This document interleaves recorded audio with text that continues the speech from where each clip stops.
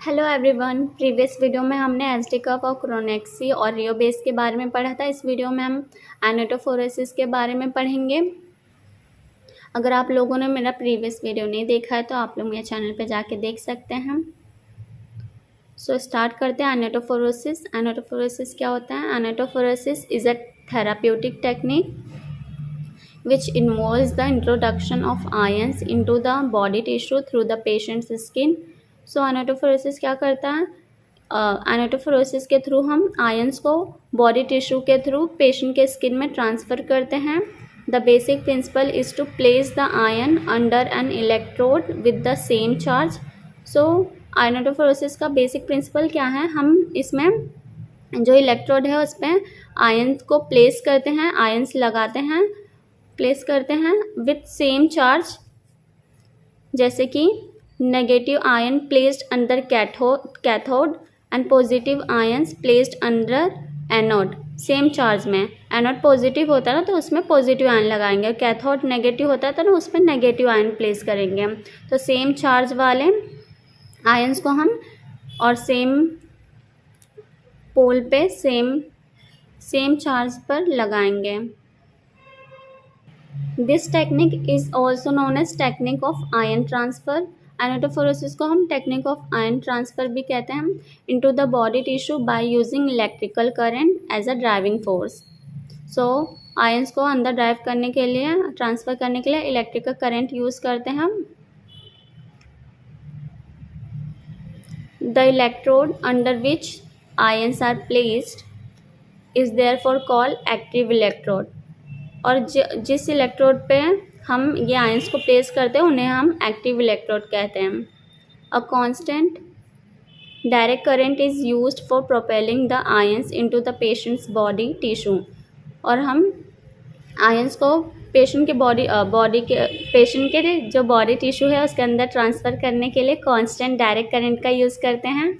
Direct current ensures unidirectional flow of ions. आप लोगों ने पढ़ा होगा, प्रीवियस वीडियो में मैंने पढ़ा है डायरेक्ट करंट क्या होता है, कब यूज़ करते हैं। सो डायरेक्ट करंट क्या करता है? वो इंश्योर्स करता है कि जो करंट का फ्लो है वो एक ही डायरेक्शन में होगा। So that is why only direct current is use. इसका डायरेक्ट करंट सिर्फ यूनिडायरेक्शनल होता है, इसलिए हम आयंस को फ्लो करने के लिए डायरेक्ट करंट यूज़ करते हैं। Alternative current can be use. Alternative current नहीं यूज़ कर सकते हैं आयन ट्रांसफ़र के लिए। सो याद रखना, एनाटोफोरोसिस में हम डायरेक्ट करंट यूज़ करते हैं क्योंकि ये यूनिडायरेक्शनल फ्लो को इंश्योर करता है। देन दिया गया है कि iontophoresis has several advantages therapeutically such as being painless, sterile and non invasive. So iontophoresis का एडवांटेज ये है कि वो पेनलेस होता है, उसमें दर्द नहीं होता, और वो स्टेराइल भी होता है और नॉन इन्वेसिव है। इसमें हमें टिश्यू को कुछ भी डैमेज नहीं करना है, कट नहीं करना है, कुछ भी नहीं करना है, वो बस सुपरफिशियली हम करेंगे, इसलिए नॉन इन्वेसिव है। Method to introduce specific ions into the body tissue. The common disadvantage associated with erythropoiesis is chemical burn that usually occurs as a result of direct current itself and not because of the ion being used in the treatment. और then दिया गया है कि एनाटोफोरोसिस का सिर्फ एक common disadvantage ये है कि जो एनाटोफोरोसिस है उसमें केमिकल बर्न हो सकता है। वो भी केमिकल बर्न क्यों होता है? डायरेक्ट करंट की वजह से ही होता है। वो जो आयंस है उसका हम जो आयन यूज़ कर रहे हैं ट्रीटमेंट के लिए उसके वजह से नहीं होता है, वो डायरेक्ट करंट के वजह से ही ये केमिकल बर्न होने के चांसेस रहते हैं। तो ये इसका डिसएडवांटेज है। सो एनाटोफोरोसिस के एडवांटेज क्या है? ये पेनलेस है, स्टेराइल है, नॉन इन्वेसिव मेथड होता है इंट्रोड्यूस करने का आयंस को बॉडी टिश्यू के अंदर। और कॉमन डिसएडवांटेज क्या है? Iontophoresis is chemical burn that usually occurs. Iontophoresis का डिसएडवांटेज ये है कि जब भी हम ट्रीटमेंट देते हैं तो केमिकल बर्न यूजुअली होता है और हो सकता है, वो भी डायरेक्ट करंट के वजह से। Then The quantity of the ions transferred into the tissues through ionophoresis is determined by the intensity of the current or current density at the active electrode, the duration of current flow, and the concentration of ions at the active electrode or in the solution. So कितना ion मतलब कितने quantity में ion body tissue के अंदर transfer होगा वो current के intensity पर डिपेंड करता है और करंट डेंसिटी पर डिपेंड करता है और ड्यूरेशन ऑफ करंट फ्लो पर डिपेंड करता है. The concentration of ions at the active electrode, और कॉन्सेंट्रेशन जो होता है आयंस का एक्टिव इलेक्ट्रोड पर उस पर भी डिपेंड करता है और इन द सॉल्यूशन पे भी. देन टाइप्स ऑफ इलेक्ट्रोड दिया गया है. The size and shape of electrode can cause a variation in current density at the site of treatment. यहाँ पे कहा गया कि जो साइज़ और जो शेप होता है इलेक्ट्रोड का वो वेरिएशन कॉज कर सकता है करंट डेंसिटी का eight the site of treatment, जहाँ पे हम ट्रीटमेंट करें उस जगह पे. Less the size of electrode more will be the current density. अगर इलेक्ट्रोड का साइज़ कम रहेगा तो करंट डेंसिटी ज़्यादा रहेगा. मोर आयंस विल बी ट्रांसफर्ड. उस कंडीशन में जब साइज़ छोटा है और करंट डेंसिटी ज़्यादा है तो ज़्यादा आयन को हम ट्रांसफ़र कर सकते हैं बॉडी टिश्यू के अंदर. Increasing the size of electrode will decrease the current density. अगर हम इलेक्ट्रोड का साइज़ इंक्रीज करेंगे तो उसके वजह से करंट इंटेंसिटी कम हो जाएगी. दस reduces the concentration of ions at the electrode. जिसके वजह से जो कॉन्सेंट्रेशन होता है आयन का इलेक्ट्रोड पर वो रिड्यूस हो जाएगा, कम हो जाएगा अगर हम साइज़ इंक्रीज़ करेंगे इलेक्ट्रोड का तो. Then current intensity and duration of treatment का ड्यूरेशन और करंट इंटेंसिटी बताया गया है, दिया गया है एनेटोफोरेसिस का. Low intensity currents are more effective for driving the ions into the body. So low intensity current ज़्यादा इफेक्टिव होता है आयंस को बॉडी के अंदर ट्रांसफ़र करने के लिए. The intensity may range from 5 milliampere to 12 milliampere. The treatment may last for about 15 to 20 minutes. So intensity का रेंज कितना दिया गया, 5 milliampere to 12 milliampere, and treatment का टाइमिंग है टाइम दिया गया है 15 to 20 minutes.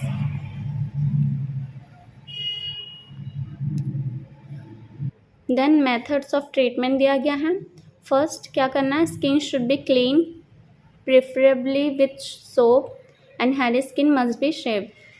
स्किन को क्लीन करना है सॉप से और जो स्किन पर जो हेयर्स है उन्हें शेव करना, रिमूव करना है क्योंकि हेयर रेजिस्टेंस क्रिएट करता है.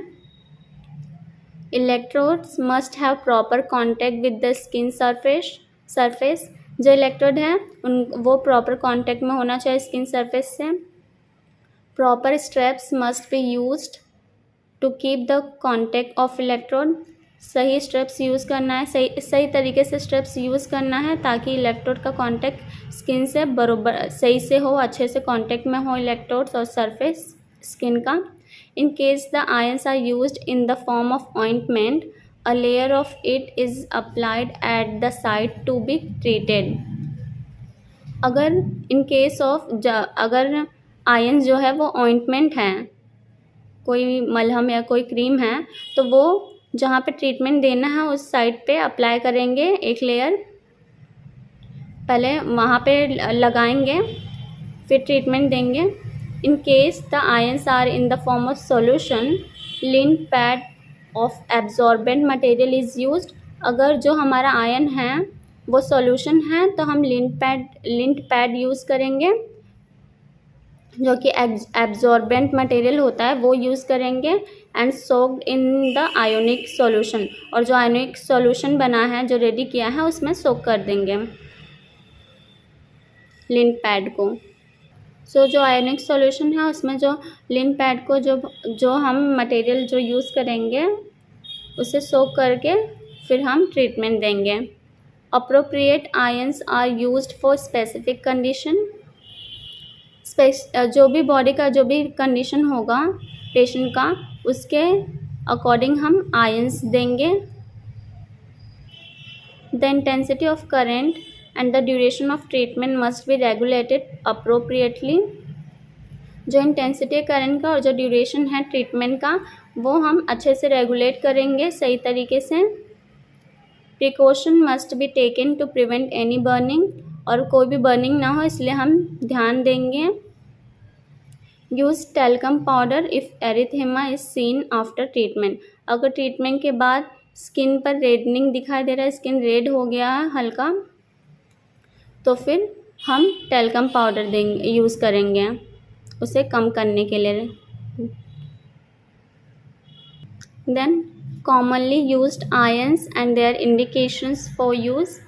आयंस और उनका इंडिकेशन के बारे में बताया गया है, कौन कौन से कंडीशन में हम कौन से आयंस को यूज़ कर सकते हैं ट्रीटमेंट के समय।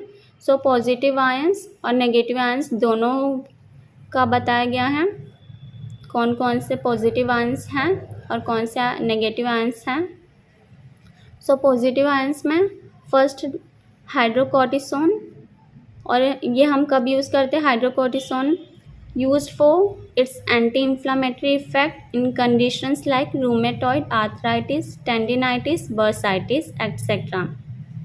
सो याद रखना, अगर ये सब कंडीशंस हैं, रूमेटॉइड आर्थराइटिस, टेंडिनाइटिस, बर्साइटिस और भी बहुत सारे ऐसे कंडीशंस हैं, तो ऐसे कंडीशंस में हम हाइड्रोकोर्टिसोन आयन का यूज़ करेंगे। देन सेकेंड है कैल्शियम क्लोराइड। कैल्शियम क्लोराइड कब यूज़ करते हैं? Calcium ions are used, it is found effective in stiff joint and post traumatic pain. So जब ये कंडीशन रहेगा तो कैल्शियम क्लोराइड यूज़ करेंगे। Zinc oxide used in cases of ulcers and open lesions and has a property of healing.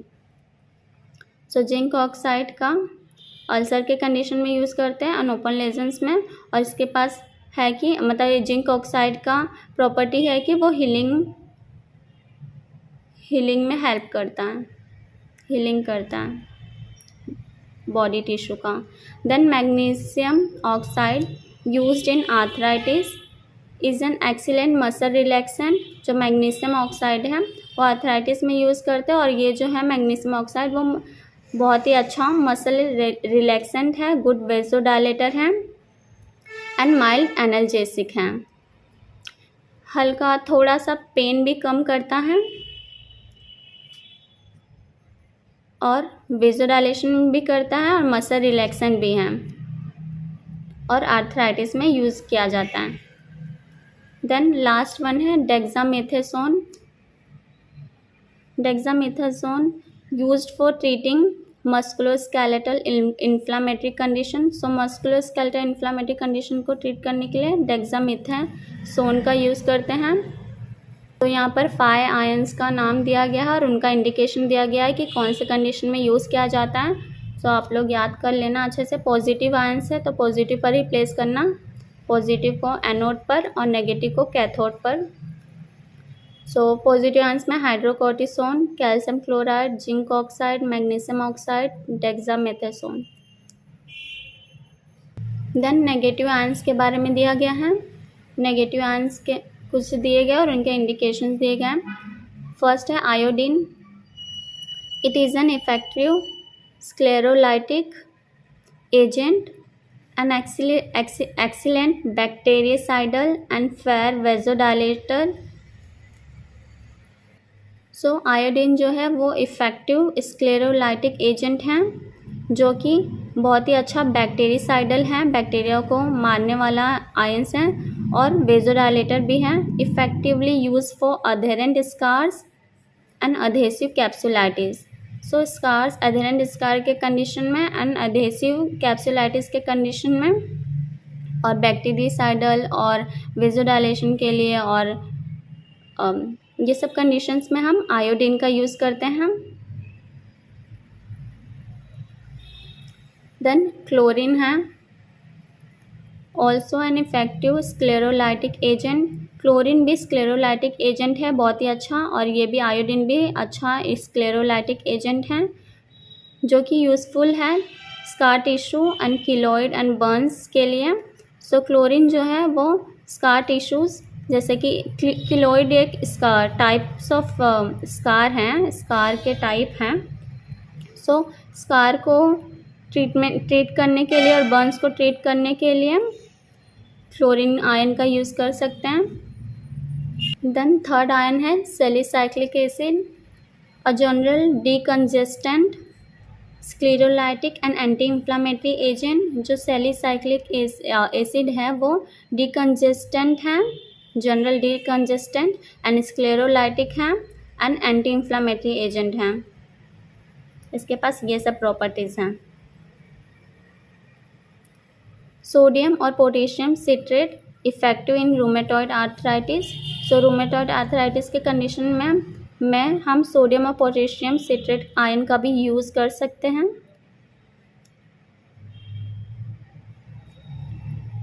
Then इधर positive और negative tap water used in cases of hyperhidrosis. जब ज़्यादा excessive amount में sweating होता है उसे ही हम हाइपरहाइड्रोसिस कहते हैं, उस कंडीशन में हम टैप वाटर यूज़ कर सकते हैं। ग्लाइकोपाइरोनियम bromide is also used along with tap water in cases of hyperhidrosis। हम टैप वाटर के साथ ग्लाइकोपाइरोनियम ब्रोमाइड का भी यूज़ कर सकते हैं in case of hyperhidrosis. Then iontophoresis का सेफ्टी एंड प्रिकॉशंस बताया गया है। Anticholinergic compounds have an atropine like action, therefore patient may feel drying of mouth and throat. यहाँ पे कहा गया है कि जो एंटीकोलिनर्जिक कंपाउंड हैं वो उनके पास एट्रोपिन जैसा एक्शन होता है, इसलिए patient may feel drying of mouth and throat. The patient may feel restriction of general body sweating, ये भी फील कर सकते हैं। Therefore advised not to go for any strenuous activity which में रिक्वायर स्वेटिंग। इसलिए उनको हमें एडवाइस करना है कि वो ऐसा कोई काम ना करें जिसमें स्वेटिंग होता है, वैसा कोई काम ना करें। स्ट्रीनियस एक्टिविटीज़ को अवॉइड करें क्योंकि वो सब एक्टिविटी में स्वेटिंग होता है। सो ये सेफ्टी और प्रिकॉशन दिया गया था आयनोटोफोरेसिस का। सो अगर आप लोग को इस टेक्स्ट बुक का PDF चाहिए होगा तो आप लोग डिस्क्रिप्शन में जाके चेक कर सकते हैं, वहाँ पे मैंने टेक्स्ट बुक को ऐड किया है। बहुत सारे टेक्स्ट बुक्स के नाम लिखे हुए हैं, वहाँ पे आप लोग चेक कर सकते हैं और देख सकते हैं कौन कौन से टेक्स्ट बुक्स हैं। और अगर आप लोगों ने प्रीवियस वीडियो SD कर्व रियो बेस क्रोनेक्सी का वीडियो नहीं देखा होगा तो आप उसे ज़रूर देखना, और उसके पहले भी मैंने बहुत सारे कंडीशंस के प्रोफॉर्मा पर वीडियो बनाया है, तो आप लोगों ने अगर वो भी नहीं देखा होगा तो वो वीडियोस भी देख लेना। और अगर आप लोग को वीडियो पसंद आएगा तो don't forget to subscribe my channel और लाइक भी करना। सो इस वीडियो में हमने iontophoresis, types of electrode, current intensity, duration of treatment, methods of treatment and commonly used ions and indications भी पढ़ा, positive ions, negative ions, precautions.